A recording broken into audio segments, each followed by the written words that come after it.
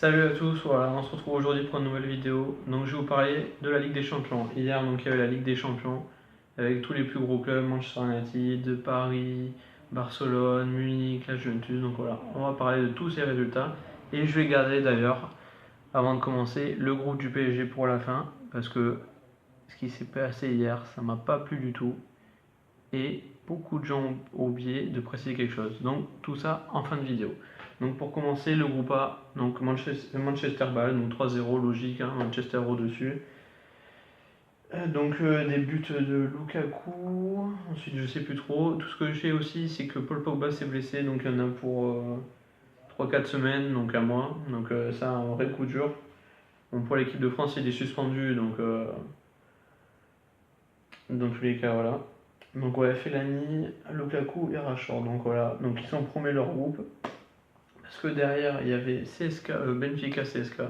Donc il y avait un 0 pour Benfica, CSK 2-1 donc, au Benfica. Donc c'est assez surprenant quand même. Donc ensuite, groupe B. Ah non, groupe B c'est le PSG, non, ça c'est à la fin. Voilà, donc l'AS Roma, Atletico. Donc là aussi, perso, je m'attendais à pas mal de buts, mais là, 0-0. Donc Griezmann, oui, ça va pas du tout. Après, perso, j'ai pas vu le match, hein, mais AS Roma Atletico s'attendait à 2-1, 3-1, 4-1. Mais là, rien du tout. Donc 0-0, tout nul, haché. Ensuite, donc PSG Karabag, hein, 6-0. Voilà. PSG Karabag, Chelsea Karabag, 6-0. D'ailleurs, si vous ne l'avez pas vu, allez voir tout sur YouTube ou sur Bein, n'importe où. Le but de Zappa Costa, il est énorme. Tout le monde dit qu'il n'a pas fait exprès, moi je dis qu'il a fait exprès. Il est énorme son but. Voilà, il dribble, il est latéral, Zappa Costa, pour ceux qui ne connaissent pas. Il a dribblé toute sa zone, il est arrivé pour faire genre qu'il centrait, tirer direct au but, franchement magnifique. Donc Pedro, Zappacosta, Spilicueta, Bakayoko, Batshuayi et Medvedev qui marque contre son camp. Donc voilà, donc pour ce groupe. Ensuite, le groupe D, le Barça. Alors là, grosse surprise le Barça. Face à la Juve, 3-0. Doublé Messi, but de Rakitic. Alors, bon, après, il y en a plein qui disent que la Juve, il manquait des joueurs, Mandzukic, Khedira, Marquisio. Et le Barça, faut reconnaître que tout le monde les critique. Et là, 3-0 face à la Juve, c'est fort quand même. Un dernier finaliste, finaliste en titre à la Juve. Et par exemple, on aurait mis le PSG face à la Juve, je suis pas sûr qu'ils auraient gagné 3-0 comme ça. Donc franchement, chapeau.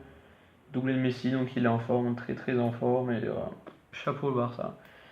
Ensuite, Olympiakos Sporting. Donc là, le Sporting, donc j'ai vu vite fait, hein, il y a eu multiplex sur Bein pour ceux qui l'ont.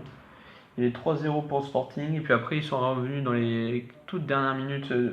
L'Olympiakos, doublé de Pardo, mais ils sont revenus trop tard. Donc 3-2 pour le Sporting. Et donc du coup, c'est le Barça qui est premier derrière le Sporting. Devant le Sporting, pardon. Et donc ensuite, le groupe du PSG. Donc le Bayern a joué face à Anderlecht. 3-0 pour le Bayern. Bon, Anderlecht était réduit à 10 en même temps, donc c'est un peu normal. Mais bon, ça va pas trop. Ribéry, il a acheté son maillot. Alors, voilà. Il joue le match. Il a son maillot comme ça, sans pression. Bon, voilà, c'est Ribéry. Et ensuite, pour terminer, Celtic PSG. Alors là, tout le monde s'est enflammé. 5-0 pour PSG au Celtic. Tout le monde a dit ça y est, ils envoient un message fort à toute l'Europe. Ils vont exterminer tout le monde. C'est les meilleurs. Ils vont gagner. C'est leur saison. Les gars, déjà, c'est le Celtic. Donc si vous ne gagnez pas, il y a un problème. Mais ce qu'il faut pas oublier, c'est pour ceux qui ont vu le match.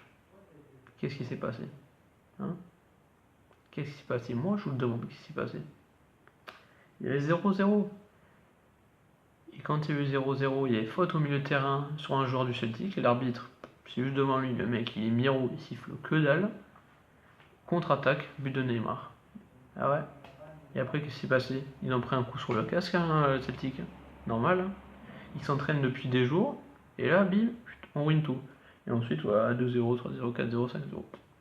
On connaît la suite, voilà. Mais c'est pas la première fois. Face à Metz, un partout. L'arbitre donne un carton rouge pour Metz alors qu'il n'y a pas carton rouge. Hop, ça y est, le PSG gagne. Face à Toulouse, il y a 2-1 pour le PSG. Même s'ils sont réduits à 10, ils donnent un penalty pour Cavani, il n'y est pas du tout, ça ruine Toulouse. Ils ont toujours besoin d'un truc pour les aider. Alors, ils n'ont pas besoin de ça, les gars. C'est 2 fois que je le dis, ils n'ont pas besoin de ça. Là, ils ont l'équipe qu'il faut. Normalement, ils doivent gagner tout seuls. Là, ils gagnent par l'arbitre. Et après, tout le monde, tous les consultants sont là à dire ouais, de toute manière, ils auraient gagné. Dans tous les cas, ils auraient gagné. Ils ont une équipe supérieure. Ouais, super. Au début, ils sont supérieurs, l'équipe. Mais on ne sait pas ce qui peut se passer par la suite. Moi, j'ai vu le Celtic, ils mangeaient le PSG dès le début. Et après, il y a eu 1-0. Et puis après, pour le PSG, après, c'était terminé. Donc voilà, je comprends pas. Moi, perso, pour moi, ils ont rien fait. Là, ils vont jouer face à Munich le 27 septembre. Donc on attend cette date parce que là, par contre, au Parc des Princes, ils gagnent 3-0 face au Bayern. Là, d'accord. Bon, même s'ils vont pas trop bien, le Bayern, mais là, tu gagnes 3-0 face au Bayern, ok. Mais 5-0 au Celtic, ça veut rien dire, les gars. Ça veut rien dire. Bon, à part ça, donc pour ceux qui regardent la Champions League, donc ce soir ça continue. Donc je vais vous donner quelques matchs à suivre. Donc Liverpool-Séville, pas mal ce match. Donc Liverpool, en plus ils ont perdu 5-0 ce week-end face à City en Première Ligue. Donc à mon avis on va vouloir se racheter face à Séville, c'est pas évident. Donc c'est un beau match. Ensuite, qu'est-ce qu'il peut y avoir comme beau match? Bon, après on a fait Nord de City, bon c'est bof. Shakhtar Naples. Qu'est-ce qu'il peut y avoir? Ouais, groupe G, Leipzig, Monaco, donc ça peut être pas mal. Leipzig, très très bonne équipe de jeunes. Et ensuite, Monaco, ils ont pris une grosse fessée face à Nice. Donc là, à mon avis, ils vont tout donner là. Tillmans, Falcao, Jovetic. À mon avis, ils seront là. Et puis, dans le même groupe, Porto-Besiktas. Là aussi, ça peut être une bonne rencontre. Bon, après, ce groupe, il est assez homogène, comme ils sont à peu près du même niveau. Donc, ça risque d'être des beaux matchs. Ensuite, mon Real Madrid-Nicosie, normalement, ça devrait aller. Et Tottenham-Dortmund, là, ça va être pas mal. Là, à mon avis, lui, c'est le plus gros match ce soir. Télé, Tottenham-Dortmund.